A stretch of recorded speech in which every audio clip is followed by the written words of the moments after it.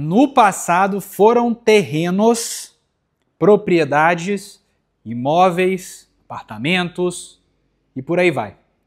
Hoje, o que será que substitui o que foi o terreno, o que foram os terrenos, a compra de imóveis há uns 30, 40 anos atrás? Será que é o Bitcoin? Será que são as criptomoedas? Vamos lá, galera.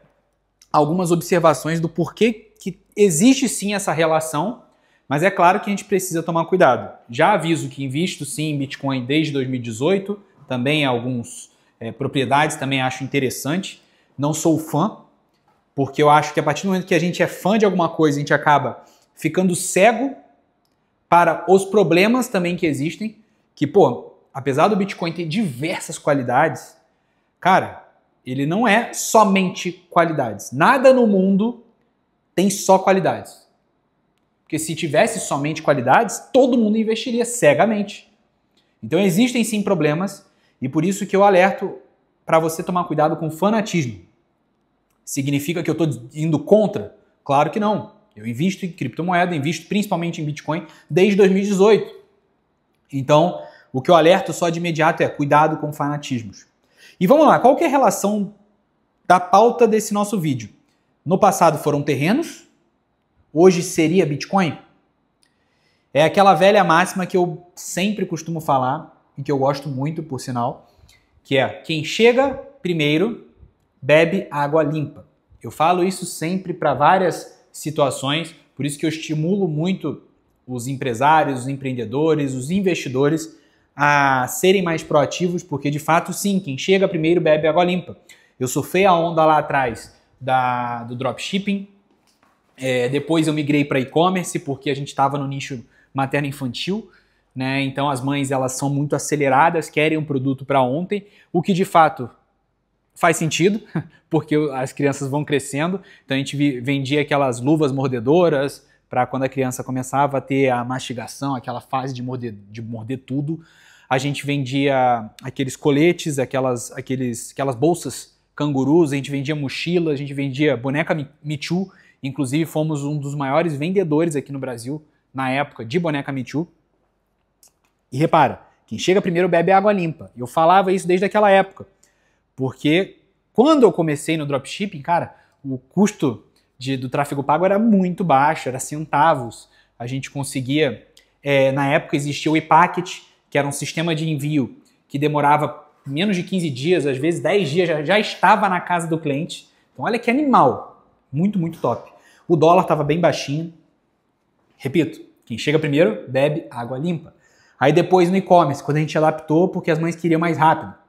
Mais uma vez, quem chega primeiro bebe água limpa. Tinham pouquíssimas pessoas bem posicionadas nessa parte para poder, por exemplo, vender o que a gente vendia, que eram bonecas Me Too, luva de mastigação e também aquelas bolsas canguru. Então, olha só, qual que é a adaptação aqui? A maioria dos boomers do passado, eles não compravam terrenos, imóveis com o intuito de se tornarem milionários. Eles não compraram com essa intenção.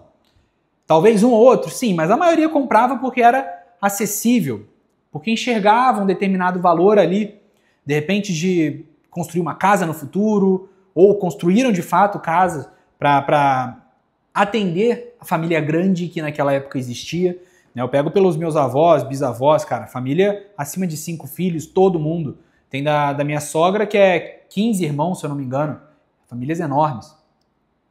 Mas o que eu quero dizer, a maior parte dos boomers, os nossos públicos 50 a mais aí no geral hoje, na época eles não compravam terrenos e imóveis com o intuito de ficar milionário. Só que o que acabou acontecendo? Os terrenos passaram a valorizar muito porque os terrenos ficaram ou se tornaram escassos em diversas localizações.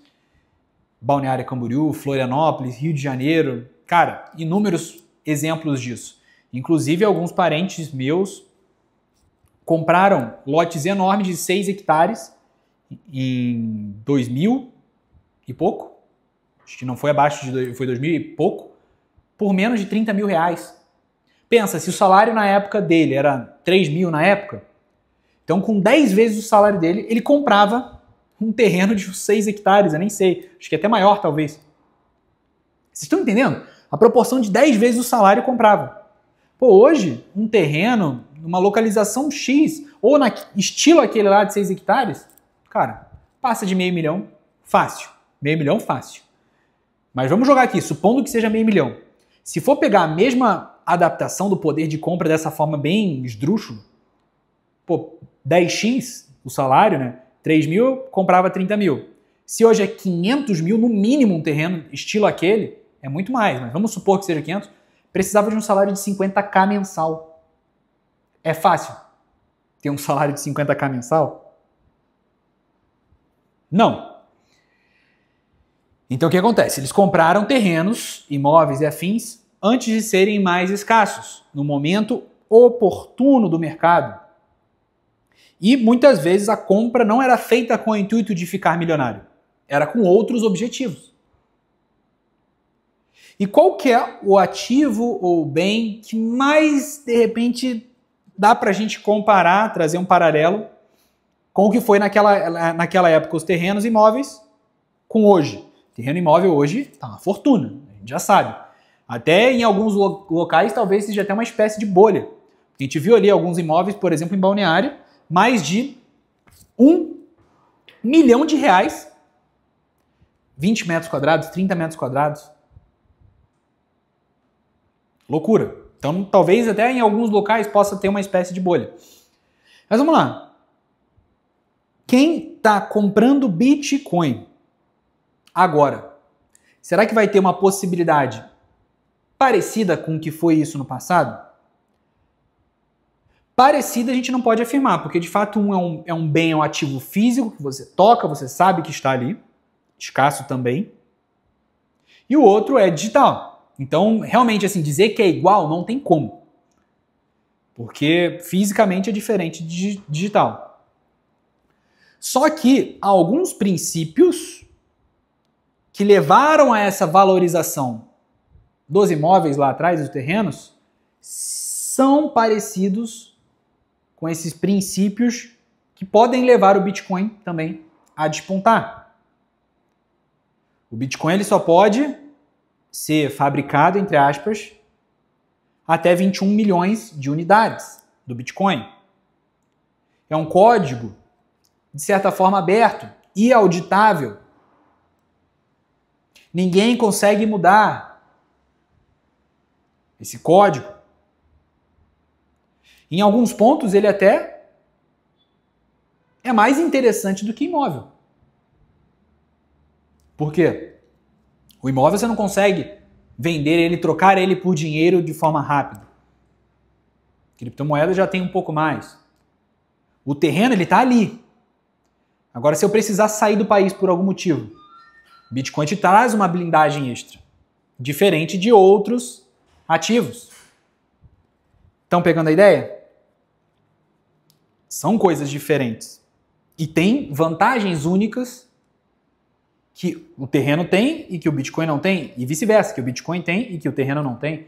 Se eu quiser ir para outro país, eu levo essa criptomoeda e posso utilizar em outro local, com tranquilidade. Já terreno, não.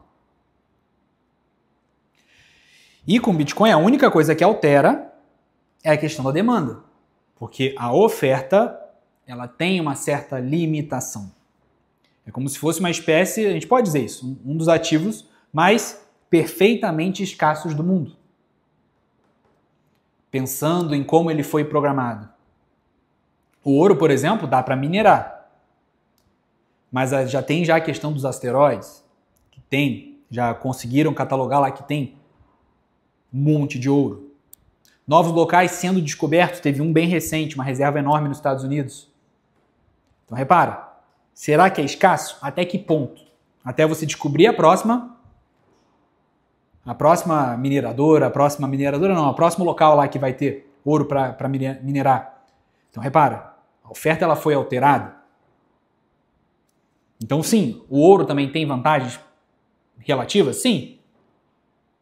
Tô fechando já aqui, Tem, mas é diferente. Então por isso que eu falo a questão de não ficar cego, somente vendo os benefícios daquilo. A gente sempre precisa abrir o leque de possibilidades para entender que também tem alguma coisa ali de negativo. E a gente tem que ponderar tudo isso para chegar no final do que pode ou não fazer sentido para a sua realidade. Essa reflexão é importante, mas cada um tem que levar aqui em consideração o que é mais importante para a sua vida. Eu tenho a opinião de que diversificar é o mais interessante e que fanatismos podem vir a fazer mal.